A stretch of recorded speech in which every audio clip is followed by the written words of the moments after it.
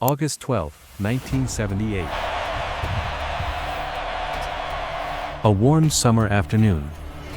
The crowd was loud, the players ready, and everything felt normal. No one knew that in the next few seconds, football would change forever. Darryl Stingley sprinted across the field, eyes on the ball. Jack Tatum, known as the assassin, moved in fast. The moment they collided, the sound echoed through the entire stadium. Then, silence. Stingley didn't get up. His arms didn't move. His body stayed still on the ground. The cheers turned into whispers. Players looked on in shock. Jack Tatum stood nearby, his face empty, then slowly walked away. The crowd realized something was wrong. Trainers rushed in. Reporters shouted. Ambulance lights flashed. The game didn't matter anymore. One hit. One sound. And the entire world of football stopped breathing. But how did it come to this? Two players. Two stories. One destined to make history through fear, and the other through hope. Before that tragic moment, they were just two names chasing the same dream to become legends on the field. But fate had already written something neither of them could see coming. Jack Tatum wasn't just a football player, he was a force. At Ohio State, he built a name through power, precision, and fear. His tackles weren't just hits, they were statements.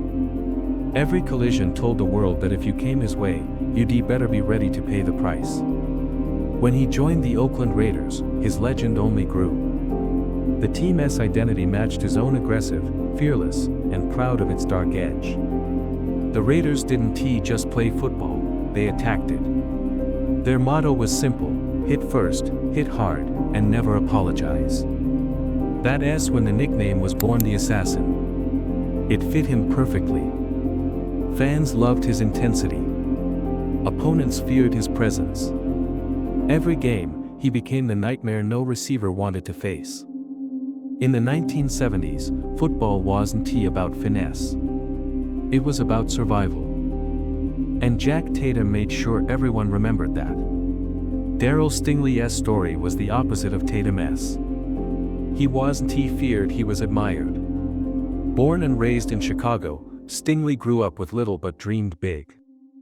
Football was his escape, his way to lift his family and change his life.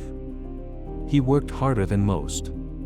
Every morning started before sunrise, every night ended after practice. His coaches called him humble, focused, and unshakably kind. He wasn't just playing for fame, he was playing for the people who believed in him. When he joined the New England Patriots, he quickly became a favorite. His speed was lightning, his smile genuine. Fans saw a man who represented hope, proof that talent and hard work could overcome anything. While Jack Tatum built his name on fear, Darryl Stingley built his on faith. Two men, two paths, both running toward greatness, without knowing they were running straight toward each other. It was August 1978, the Raiders versus the Patriots. Just another preseason game. No trophies. No pressure. Just warm-up football before the real season began. But destiny had other plans. Inside the locker rooms, the mood was light but focused. Coaches gave their usual speeches: play hard, stay sharp. Players tied their cleats, pulled down their helmets, and took deep breaths. The air was thick with sweat and adrenaline. Jack Tatum sat quietly, eyes cold, ready for another game of dominance. Across the field, Darryl Stingley smiled, unaware that this would be his last time walking onto a football field. The stadium lights burned bright. The crowd cheered. To everyone watching, it was just another game that didn't matter. But a meaningless game would soon mean everything. Because that night, two men running from opposite ends of the field were not just following a play, they were heading toward history. Neither man could imagine that destiny had already taken its position. The play began like any other. The quarterback stepped back, eyes scanning the field. Darryl Stingley sprinted forward, cutting inside across the middle, his favorite route. He didn't see Jack Tatum closing in. Tatum moved like lightning, reading the play before it even happened. His eyes locked on the target. The crowd roared as the ball left the quarterback's hand, spinning through the air in slow motion. For 1 second, everything felt perfect. Then, impact. Tatum's shoulder slammed into Stingley's helmet, a sound so sharp it silenced 50,000 people. The ball dropped. Stingley collapsed. The crowd froze. Players stopped mid-stride, realizing something wasn't right. Stingley didn't move. The field went quiet. Only the echo of that collision remained, hanging heavy in the air. And just like that, time stopped. Stingley lay still on the turf. Seconds passed like hours. Players from both teams rushed toward him, waving for help.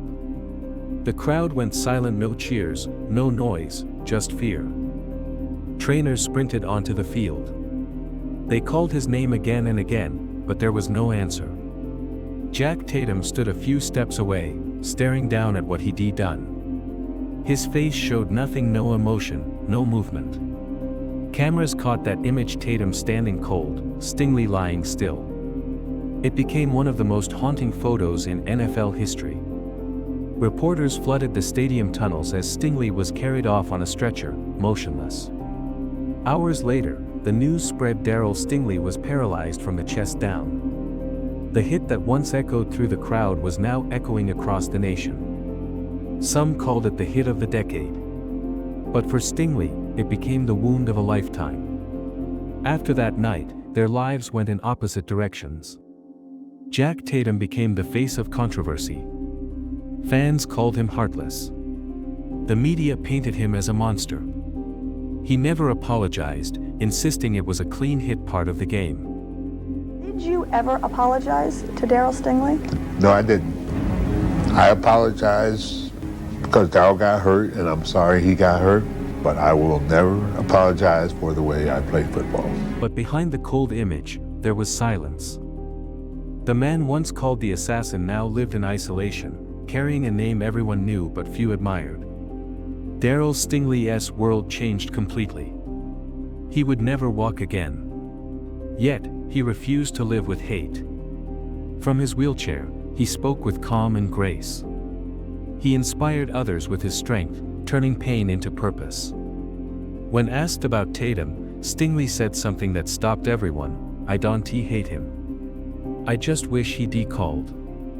That single line showed who he truly was, a man stronger than the hit that broke him. That single hit didn't just change 2 lives, it changed the NFL forever.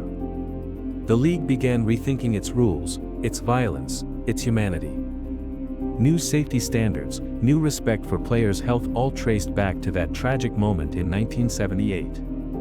Out of tragedy came transformation and a hard truth: strength without empathy is just destruction.